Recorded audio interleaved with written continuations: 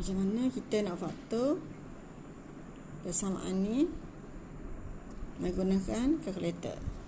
Okey, pertama kita tekan menu, lepas tu tekan cari sampai keluar A, kemudian tekan shift, tekan A.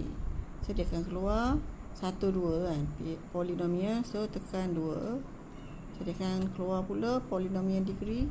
So tekan 2 pula sekali lagi. Okay, sekarang dia tanya A, B, C tu apa dia. So kita tengok sini lah, A 1, B sebelah dan C negatif 26.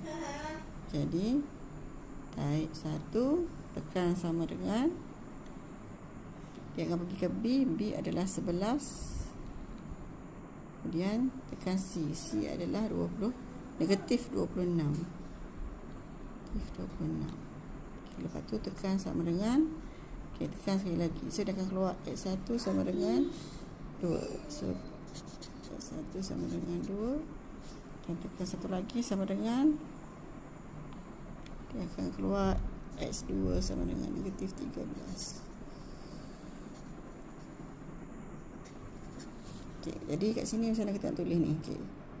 X ni kita tulis S lah, kita tulis M. M. Ni 2, sini akan jadi negatif 2. Positif akan jadi negatif. Negatif pula akan jadi positif. So siap perfaktoran kita menggunakan kalkulator. Kelas WIS FX 570 EX Casio.